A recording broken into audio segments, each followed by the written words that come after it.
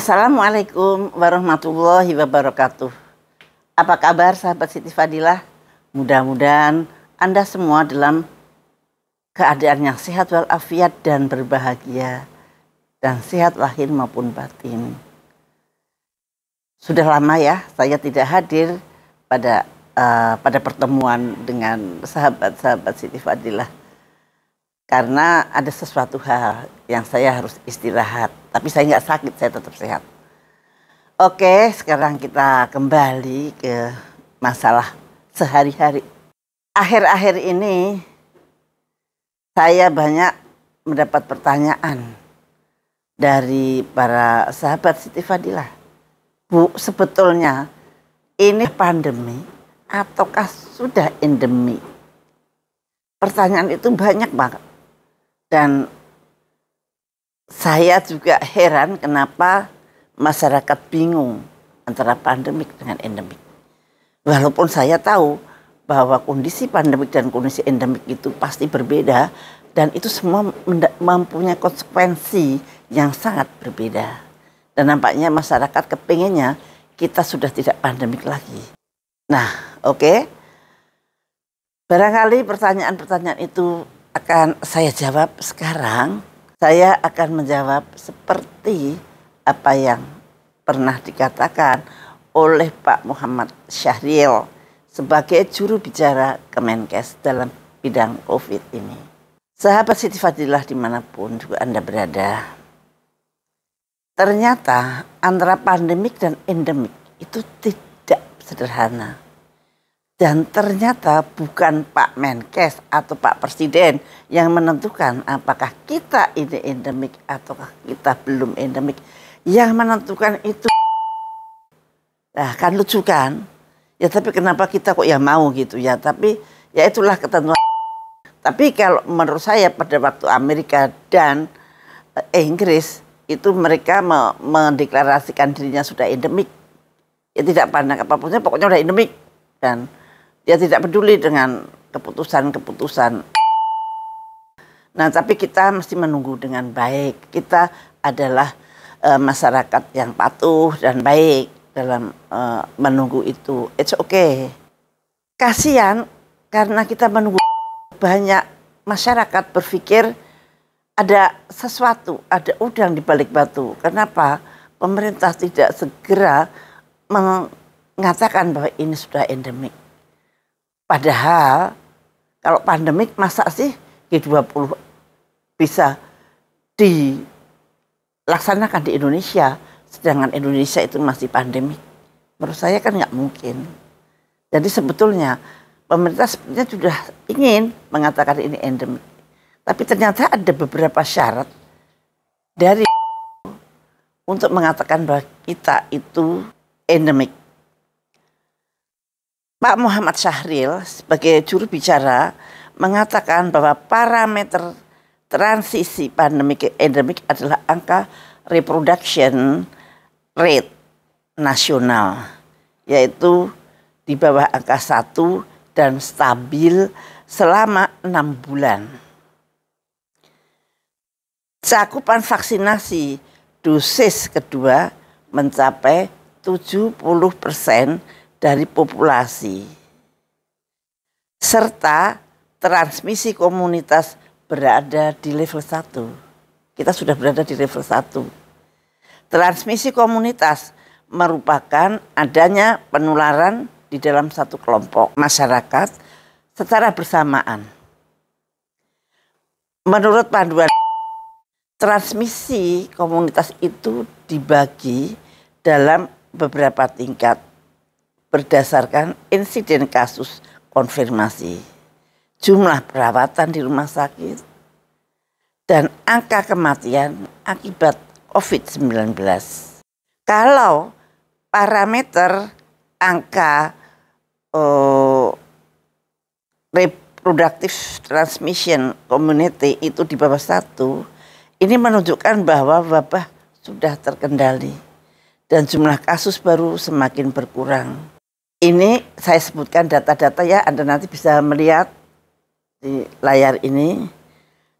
Angka reproduction rate tahun 2022 pada bulan Januari itu 1,130, Februari 1,072, Maret 1002, April 0,999, Mei 0,78. Nomor 2, cakupan vaksinasi hingga tanggal 6 Juni. Vaksinasi dosis 1 mencapai 200.475.272 suntikan, dan ini kira-kira 96,24% dari total sasaran, yaitu 208.265.720. Vaksinasi dosis lengkap yaitu vaksinasi 1 dan 2 sudah dilakukan, itu mencapai angka 160.700 sekian. Dan ini berarti 80%. Dan vaksinasi booster dosis ketiga mencapai 46,5 juta. Dan ini baru setara 22%. Nah, ternyata kemungkinan besar kenapa tidak segera memberikan status endemik pada Indonesia, kemungkinan ini menginginkan boosternya kalau bisa itu 50%. Nah, kita baru 22%. Yang aneh adalah apa sih hubungannya booster dengan endemik? Apa sih hubungannya booster dengan penularan? Selama ini tidak ada bukti yang mengatakan bahwa booster itu mengurangi penularan dan sebagainya. Bahkan kasus-kasus yang ditemukan 8 orang itu pun juga bervariasi antara yang sudah booster dan bahkan ada yang belum booster.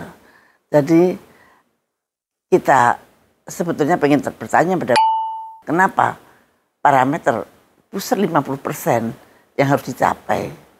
Bukankah kalau kita sudah 22% tetapi reproduction rate-nya sudah memenuhi syarat, kenapa bukan diberikan endemik gitu loh.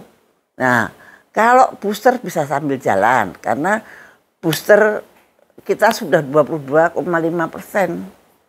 Dan itu pun kalau caranya kita harus menunggu booster itu ya kita nggak tahu sampai kapan. Aneh juga sih antara booster dihubungkan dengan endemik. Nah, saat ini transmisi komunitas Indonesia berada di tingkat 1. Artinya kita sudah boleh mengatakan endemi seharusnya menurut, tapi belum mau mengatakan itu pada kita nggak tahu kenapa. Dengan insiden kasus yang terkonfirmasi adalah 0,68 per 100.000 penduduk. Rawat inap rumah sakit 0,1 per 100.000 penduduk. Dan angka kematian atau case fatality rate 2 per 0,02 per 100.000 penduduk. Dengan kondisi kasus yang terus turun dan melandai, hingga saat ini Indonesia kemungkinan besar di bawah 1. Jadi don't worry, seharusnya kita sudah masuk dalam endemik loh ya. Ini loh kita sudah mempunyai indikator seperti ini. Kenapa Bapak tidak putuskan bahwa Indonesia sudah endemik, Pak?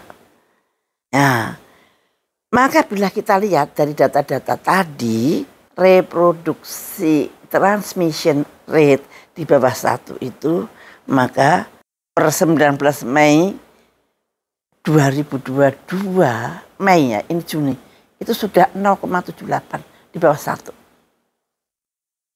Nah, ini bagaimana ini? Mestinya ini kerja PR yang berat untuk Pak Menkes. Dan Pak Menkes mengatakan bahwa peningkatan, ini memang ada peningkatan tapi tidak, mudah-mudahan tidak merubah angka-angka itu tadi. Dan saya kira tidak akan merubah. Dan mudah-mudahan kita tetap pada jalur bahwa kita dalam transisi menuju ke endemik. Jadi jangan ada perubahan PPKM kembali. Jangan ada ketakutan-ketakutan yang disebarkan lagi. Dan kita sudah waktunya untuk bangkit kembali untuk memerangi semua yang ada. Dan mudah-mudahan Indonesia sudah lebih sigap untuk mengatasi serangan-serangan virus yang baru. Karena saya mendengar bahwa medical intelligence sudah diresmikan di BIN. Dan itu suatu harapan yang sangat besar di hati saya. Kalau ada medical intelligence, maka medical intelligence bisa mengklarifikasi subvarian ini tidak berbahaya. Subvarian itu enggak apa-apa. Dan disitulah medical intelligence harus betul-betul independen dan berpihak kepada kepentingan bangsa dan negara. Kedepannya lagi kita tidak risau lagi, kita tidak bingung lagi. Apakah ini sudah endemik atau ini belum endemik ataukah ini masih pandemik? Kita tidak akan bingung lagi. Kita tinggal tanya bagaimana itu medical intelligence kita. Medical intelligence akan bisa menjawab dengan detail harusnya. Maka saya mohon kepada Bapak Panglima, Bapak Presiden, bahwa medical intelligence segera diwujudkan dan diaktifkan. Karena masa ke depan yang kita hadapi adalah bukan peperangan dengan nuklir atau mesiu mudah-mudahan, tapi perang dengan virus itu sudah diambang pintu. Kapan kita akan siap? Demikianlah tentang pandemik ataukah endemik. Dan sekarang kita dalam transisi endemik. Dan untuk itu endemik dalam masa endemik bukan berarti tidak ada pasien, bukan berarti tidak ada kasus. Ada kasusnya, tapi ada obatnya. Pemerintah siap dengan infrastrukturnya. Pemerintah siap dengan obat-obatan. Jadi don't worry. Walaupun ada kabar, ada subvarian BA4, BA5, apalagi. Nah, don't worry. Teguhkan hati, mantapkan hati, tapi tetap waspada dan hati-hati. Kita harus menjadi bangsa yang kuat. Walaupun yang akan mengancam kita jangan takut. Kita harus berusaha dan berusaha. Demikianlah teman-teman. Nanti lain kali kita jumpa lagi. Wassalamualaikum warahmatullahi wabarakatuh.